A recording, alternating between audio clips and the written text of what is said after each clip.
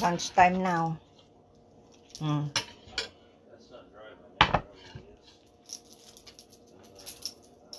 Kanina, breakfast. Ngayon, lunch.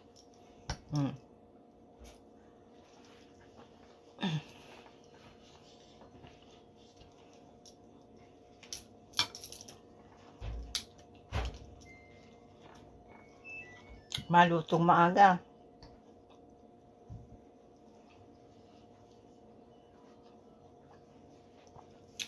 Lunch ko. Alexa, what time is it? 4. Yeah, I gotta get going. Soon.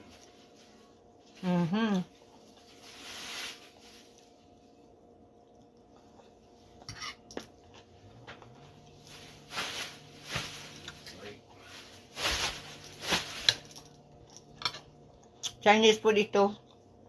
Kagabi. Daming order. I think it belongs. This one belongs. I'll just hang it up on the. Kaya, kain tayo.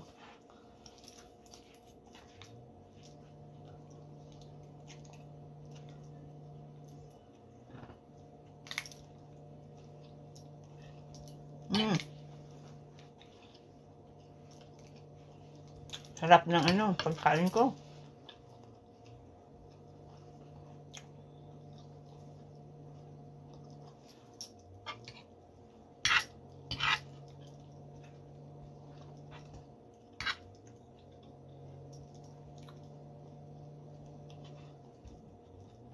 Bakit kaya? May taong sinungaling. Ang sinungaling talaga, ang pagkasinungaling, yung pinapanindigan niya talaga. Nga, magsasabi siya ng totoo. Alam na sinungaling siya. Pero, pinapanindigan na, magsasabi siyang totoo. At binabago ang kwento. Pinapamukha na ang for example, tulad ko, ako ang nagsisinungaling. Pinatawanan ko na lang.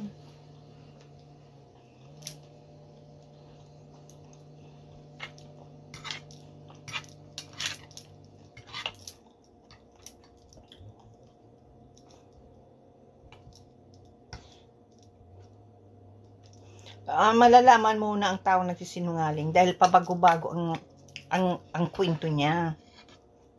Nakalimutan na yung mga unang sinabi, pero pinaninindigan niya ang sinasabi. Kaya mong sisinungaling, pero ayaw magpatalo.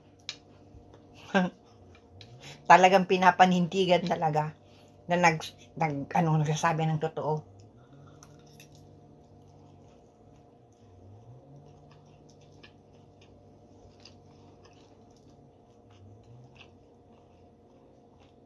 Pinapakita sa akin na nagsasabi ng totoo. Kaya ang mga ang taong sinungaling pala, yan? Ugali yan talaga. Ugali talaga yan. Hindi na yan magbabago.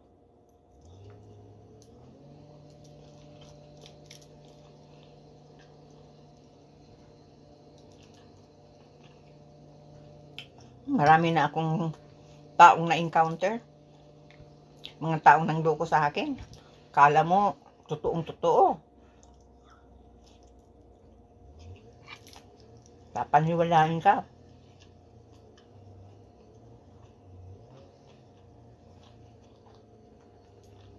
Husay mag-manipulate. Pa-victim.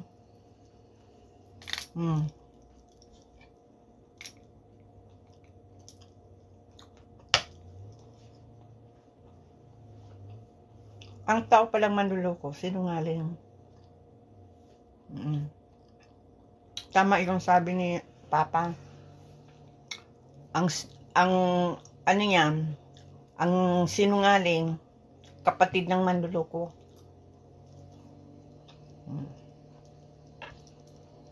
Kaya,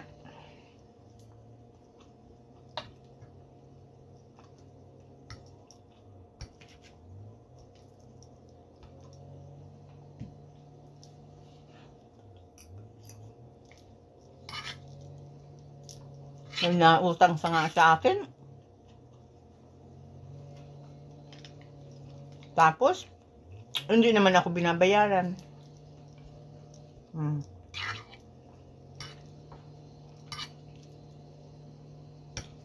Kalimutan na.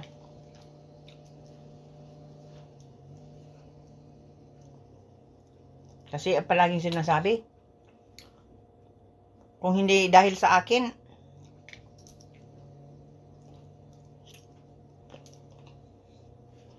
hindi ka nakakain ng masarap. Kaya, okay lang naman loko.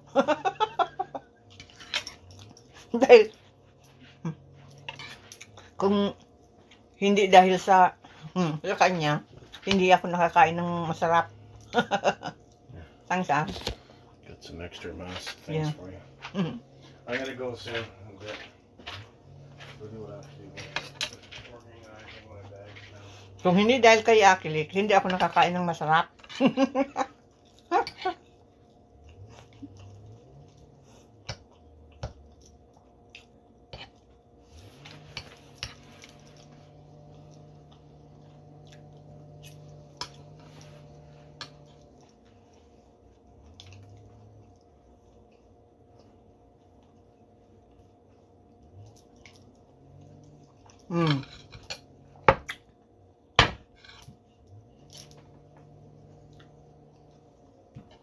Pag ako nautang, sinisingil agad.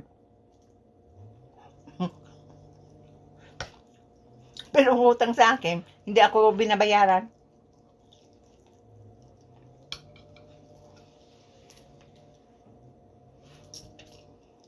Limot na.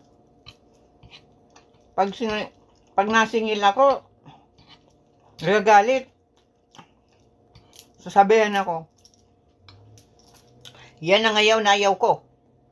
Nang sinisingil ako. Oh, tingnan mo yan. Ako pa ngayon ang may ang may kasalanan.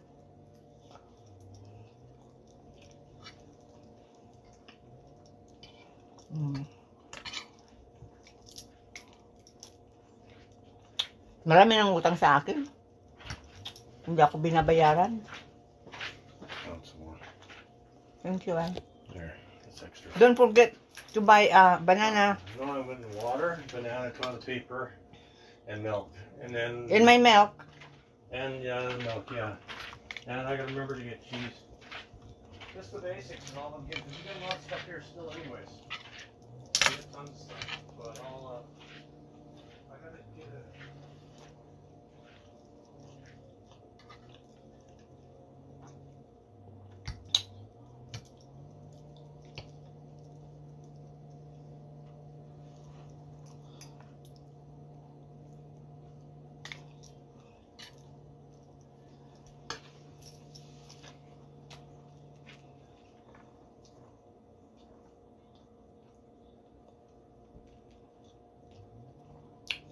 May nagtawag sa akin.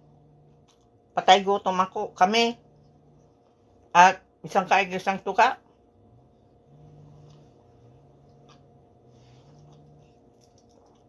Pero yung nagtawag sa akin,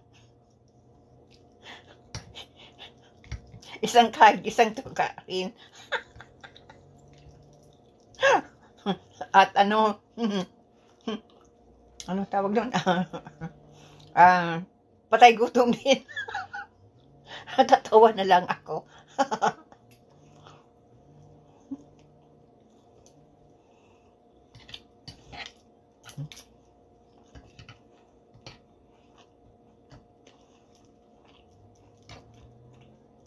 Natawanan ko na lang yan.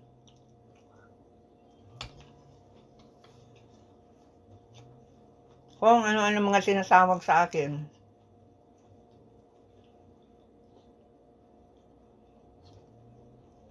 Natawa na lang ako. Dati, sensitive ako. Ngayon hindi na.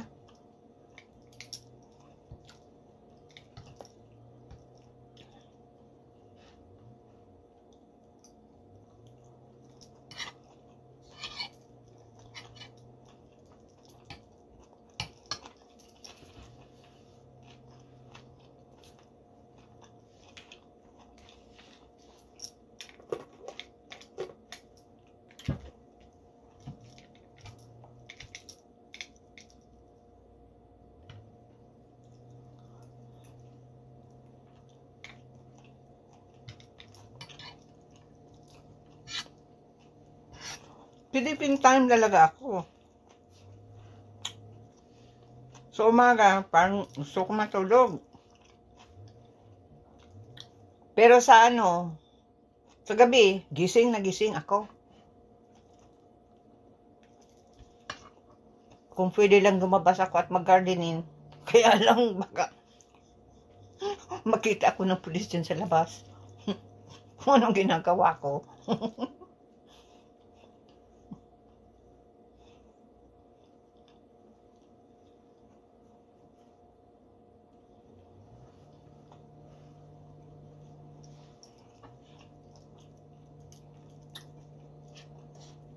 Ang sarap ng itong chow mein.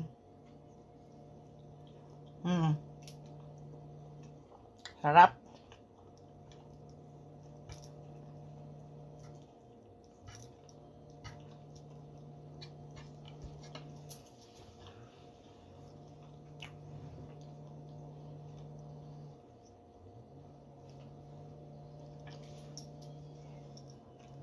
Bagay pala sa akin ng maiksing buhok. Kapag tumatanda na talaga, dapat maiksiin ang buhok. Kasi kung mahaba, nagiging anong tawag nun? Hindi, hindi bagay na.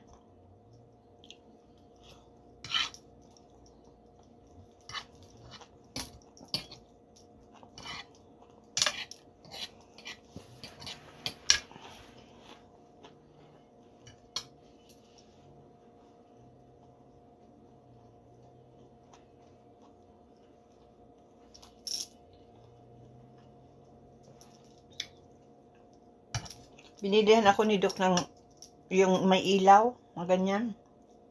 Kaya lang hindi pa sinisit up ni Alec.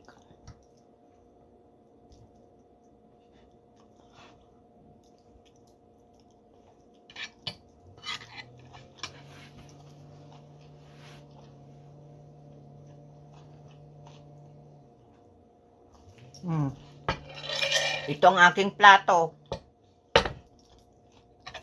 Para hindi na ako maghugas ng maraming hugasan.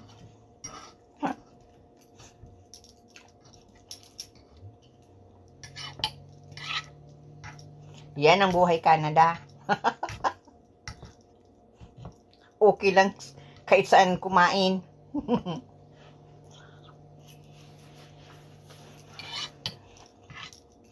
Pag nakita ka dyan sa kapitbahay na kumakain ka dito, siguradong ipapagkwento ka.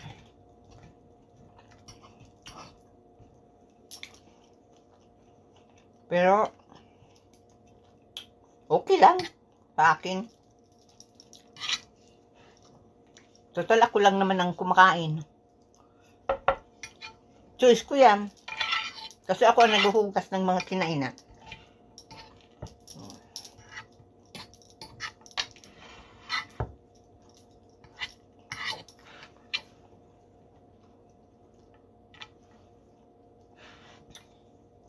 Dami ko nang ipapamigay. Yung donation. Dami.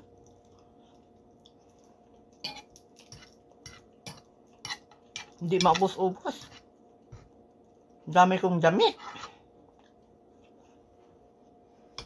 Pero hindi ko naman nagagamit lahat.